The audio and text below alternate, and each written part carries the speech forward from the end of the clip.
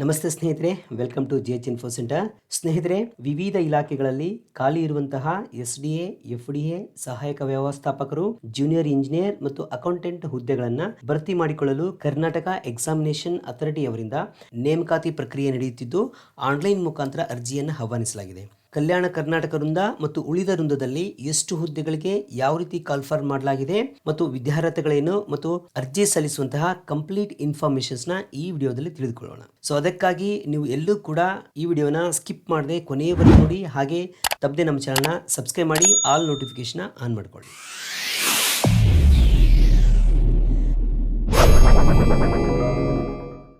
ಸ್ನೇಹಿತರೆ, KEA ಕರ್ನಾಟಕ ಪರೀಕ್ಷಾ ಪ್ರಾಧಿಕಾರದಿಂದ ಕರ್ನಾಟಕದಾದ್ಯಂತ ವಿವಿಧ ಇಲಾಖೆಗಳಲ್ಲಿ ಅಥವಾ ಸಂಸ್ಥೆ ಅಥವಾ ನಿಗಮಗಳಲ್ಲಿ ಸುಮಾರು 708 ಹುದ್ದೆಗಳಿಗೆ ಕಾಲ್ಫಾರ್ ಮಾಡಲಾಗಿದೆ. ಸೊ ಇದರಲ್ಲಿ HK ಮತ್ತು ನಾನ್ HK ಭಾಗಗಳಲ್ಲಿ ಯಾವ ಇಲಾಖೆಗಳಲ್ಲಿ ಎಷ್ಟು ಹುದ್ದೆಗಳು ಮತ್ತು ಯಾವ ವಿದ್ಯಾರ್ಹತೆಯನ್ನು ಹೊಂದಿರಬೇಕು ಹಾಗೂ ವೇತನ ಶ್ರೇಣಿ ಎಷ್ಟಿರುತ್ತೆ ಅನ್ನೋದ್ರ ಬಗ್ಗೆ ತಿಳಿದುಕೊಳ್ಳೋಕೆ ನಾವಿಲ್ಲಿ ನೀಡುವಂತಹ ಈ ಕೋಷ್ಟಕವನ್ನ ಒಮ್ಮೆ ಗಮನಿಸಿ. ಸೊ ಇಲ್ಲಿ ಟೇಬಲ್ ಕಾಣಿಸ್ತಾ ಇದೆಯಲ್ಲ ಗೈಸ್, ಇದರಲ್ಲಿ ನೋಡಿ 708 ಪೋಸ್ಟ್ ಗಳ ಬಗ್ಗೆ ಡೀಟೇಲ್ ಆಗಿ ನಾವು ತಿಳಿಸಿದೀವಿ. ಬಂದ್ಬಿಟ್ಟು ಟೋಟಲಿ ಇಲ್ಲಿ ಕ್ರಮ ಸಂಖ್ಯೆ, ಇಲಾಖೆ, ಸಂಸ್ಥೆ, ನಿಗಮಗಳು ಅಥವಾ ಹುದ್ದೆಗಳ ಹೆಸರು ಮತ್ತು ಹುದ್ದೆಗಳ ಸಂಖ್ಯೆ, ವಿದ್ಯಾರ್ಹತೆ, ವೇತನ ಶ್ರೇಣಿ. ಸೊ ಈ ರೀತಿಯಾಗಿ ನಾವು ಕಾಲಮ್ಸ್ ಮಾಡಿದ್ವಿ. ಇದರಲ್ಲಿ ಇವಾಗ 1 by 1 ತಿಳ್ಕೊಳ್ತಾ ಹೋಗೋಣ. ಸೊ ಮೊದಲನೇದು ಬೆಂಗಳೂರು ಅಭಿವೃದ್ಧಿ ಪ್ರಾಧಿಕಾರ ಇಲಾಖೆ ಅಂತೇಳಿ ಇಲ್ಲಿ ಕೊಡ್ತಾರಲ್ಲ, ಟೋಟಲ್ ಇದರಲ್ಲಿ 25 ಹುದ್ದೆಗಳಿರ್ತವೆ. HK ಮತ್ತು ನಾನ್ HK ಸೇರಿ ಟೋಟಲ್ 25 ಪೋಸ್ಟ್ಸ್ಗೆ ನಿಮಗೆ ಕಾಲ್ಫಾರ್ ಮಾಡಲಾಗಿರುತ್ತೆ. ಇದರಲ್ಲಿ ಪ್ರಥಮ ದರ್ಜೆ ಸಹಾಯಕರು ಅಂದ್ರೆ ಪ್ರಥಮ ದರ್ಜೆ ಕೋರ್ಟ್ ಕ್ಲರ್ಕ್ ಅಥವಾ ರೆವಿನ್ಯೂ ಇನ್ಸ್ಪೆಕ್ಟರ್ FDA ಹುದ್ದೆಗೆ HK ಭಾಗದಲ್ಲಿ 1 ಪೋಸ್ಟ್ ನ ಕರೆದಿದ್ರೆ, ನಾನ್ HK ದಲ್ಲಿ 4 ಪೋಸ್ಟ್ ಗಳನ್ನ ಕರೆದಿದ್ದಾರೆ.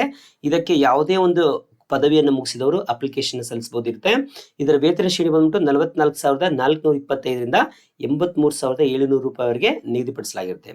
ಸೊ ಮತ್ತೆ ಇದೇ ಒಂದು ಡಿಪಾರ್ಟ್ಮೆಂಟ್ ಅಲ್ಲಿ ದ್ವಿತೀಯ ದರ್ಜೆ ಸಹಾಯಕರು ಅಂತೇಳಿ ಅಂದ್ರೆ SDA ಸೆಕೆಂಡ್ ಡಿವಿಷನ್ ಅಸಿಸ್ಟೆಂಟ್ ಅಂತ ಹೇಳಿ, ಸೊ HK ಭಾಗದಲ್ಲಿ 6, ಆಮೇಲೆ ನಾನ್ HK ಭಾಗದಲ್ಲಿ 14 ಪೋಸ್ಟ್ಗಳು ಇರ್ತವೆ. ಇದಕ್ಕೆ PUC ಮುಗಿಸಿದವರು ಅರ್ಜಿ ಸಲ್ಲಿಸಬಹುದು.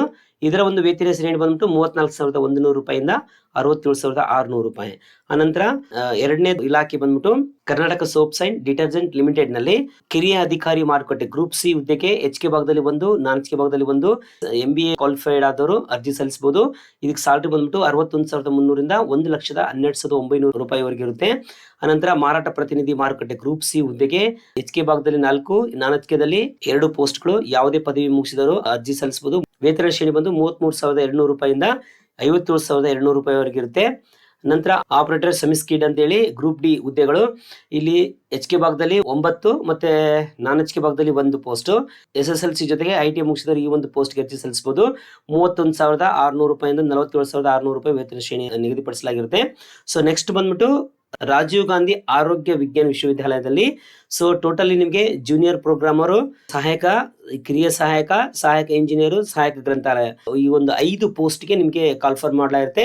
ಇದರಲ್ಲಿ ಜೂನಿಯರ್ ಪ್ರೋಗ್ರಾಮರ್ಗೆ HK ಭಾಗದಲ್ಲಿ 1, ನಾನ್ HK ಭಾಗದಲ್ಲಿ 4, ಇಂಜಿನಿಯರಿಂಗ್ ಅಲ್ಲಿ ಎಲೆಕ್ಟ್ರಾನಿಕ್ ಮುಗಿಸಿದವರು ಅಥವಾ ಕಂಪ್ಯೂಟರ್ ಸೈನ್ಸ್ ಮುಗಿಸಿದವರು ಅಥವಾ MCA ಕ್ವಾಲಿಫೈಡ್ ಆದವರು ಈ ಒಂದು ಪೋಸ್ಟ್ಗೆ ಅರ್ಜಿ ಸಲ್ಲಿಸಬಹುದು. ಇದರ ವೇತನ ಶ್ರೇಣಿ ಬಂದ್ಬಿಟ್ಟು 43,100 ರೂಪಾಯಿಂದ 83,900 ರೂಪಾಯಿ ಇರುತ್ತೆ.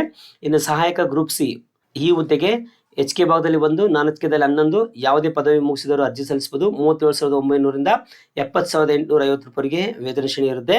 ಕಿರಿಯ ಸಹಾಯಕ ಗ್ರೂಪ್ C ಹುದ್ದೆಗೆ HK ಭಾಗದಲ್ಲಿ 2, ನಾನ್ HK ಭಾಗದಲ್ಲಿ 23, PUC ಮುಗಿಸಿದವರು ಅರ್ಜಿ ಸಲ್ಲಿಸಬಹುದು. 21,400 ರೂಪಾಯಿಂದ 42,000 ರೂಪಾಯಿವರೆಗೆ ವೇತನ ಶ್ರೇಣಿ ನಿಗದಿಪಡಿಸಲಾಗಿರುತ್ತೆ. ಸಹಾಯಕ ಇಂಜಿನಿಯರ್ ಸಿವಿಲ್ ಭಾಗದಲ್ಲಿ HK ಭಾಗದಲ್ಲಿ ಯಾವುದೇ ರೀತಿ ಪೋಸ್ಟ್ ಇಲ್ಲ. ನಾನ್ HK ದಲ್ಲಿ 1 ಪೋಸ್ಟ್ ಇರುತ್ತೆ. B ಇನ್ ಸಿವಿಲ್ ಅಂದ್ರೆ ಇಂಜಿನಿಯರಿಂಗ್ ಅಲ್ಲಿ ಸಿವಿಲ್ ಮಾಡಿದವರು ಅರ್ಜಿ ಸಲ್ಲಿಸಬಹುದು. 43,100 ರೂಪಾಯಿಂದ 83,900 ರೂಪಾಯಿ ವೇತನ ಶ್ರೇಣಿ ಇರುತ್ತೆ. ಸಹಾಯಕ ಗ್ರಂಥಪಾಲಕ ಗ್ರೂಪ್ C ಸೊ HK ಭಾಗದಲ್ಲಿ ಯಾವುದೇ ರೀತಿ ಪೋಸ್ಟ್ಗಳಿಲ್ಲ. ನಾನ್ HK ಭಾಗದಲ್ಲಿ 1 ಪೋಸ್ಟ್ ಇರುತ್ತೆ. ಲೈಬ್ರರಿ ಸೈನ್ಸಿಯಲ್ಲಿ ಮಾಸ್ಟರ್ ಡಿಗ್ರಿ ಮುಗಿಸಿದವರು ಅಥವಾ ಇನ್ಫಾರ್ಮೇಶನ್ ಸೈನ್ಸ್ ಅಲ್ಲಿ ಕೂಡ ಮಾಸ್ಟರ್ ಡಿಗ್ರಿ ಮುಗಿಸಿದವರು ಮತ್ತೆ 6 ಮಂತ್ ಕಂಪ್ಯೂಟರ್ ಕೋರ್ಸಸ್ ಸರ್ಟಿಫಿಕೇಟ್ ಕೂಡ ಇರಬೇಕಾಗುತ್ತೆ ಈ ಒಂದು ಪೋಸ್ಟ್ಗೆ ಅರ್ಜಿ ಸಲ್ಲಿಸಬೇಕಂದ್ರೆ. ಅನಂತರ 30,350 ರೂಪಾಯಿಂದ 58,750 ರೂಪಾಯಿಗೆ ವೇತನ ಶ್ರೇಣಿಯನ್ನು ನಿಗದಿಪಡಿಸಲಾಗಿರುತ್ತೆ. ಇನ್ನು ನೆಕ್ಸ್ಟ್ ಇಲಾಖೆ ಬಂದ್ಬಿಟ್ಟು ಕಲ್ಯಾಣ ಕರ್ನಾಟಕ ರಸ್ತೆ ಸಾರಿಗೆ ಸಂಸ್ಥೆಯಲ್ಲಿ ಟೋಟಲಿ 316 ಹುದ್ದೆಗಳಿರ್ತವೆ. HK ಮತ್ತು ನಾನ್ HK ಭಾಗ ಸೇರಿ ಟೋಟಲಿ 316 ಹುದ್ದೆಗಳಿರ್ತವೆ. ಇದರಲ್ಲಿ ಸಹಾಯಕ ಲೆಕ್ಕಿಗ 13 HK ಪೋಸ್ಟ್ ಅಲ್ಲಿ, ನಾನ್ HK ಪೋಸ್ಟ್ ಅಲ್ಲಿ 3 ಪೋಸ್ಟ್ಗಳು. ಇದಕ್ಕೆ ವಾಣಿಜ್ಯ ಪದವಿ ಅಂದ್ರೆ ಡಿಗ್ರಿಯಲ್ಲಿ ಕಾಮರ್ಸ್ ಕಾಮರ್ಸ್ ತೆಗೆದುಕೊಂಡವರು ಮತ್ತೆ ಕಂಪ್ಯೂಟರ್ ಜ್ಞಾನ ಕೂಡ ಇರಬೇಕಾಗುತ್ತೆ. ಸೊ ಅವ್ರಿಗೆ ಒಂದು ಪೋಸ್ಟ್ಗೆ ಅರ್ಜಿ ಸಲ್ಲಿಸಬಹುದು. ಸ್ಯಾಲರಿ ಬಂದ್ಬಿಟ್ಟು 23,900 ರೂಪಾಯಿಂದ 42,800 ರೂಪಾಯಿ ಇರುತ್ತೆ. ನಿರ್ವಾಹಕ ಪೋಸ್ಟ್ಗೆ ನೀವು ಅರ್ಜಿ ಸಲ್ಲಿಸೋದಾದ್ರೆ HK ಭಾಗದಲ್ಲಿ 240 ಪೋಸ್ಟ್ಗಳು ಇರ್ತವೆ.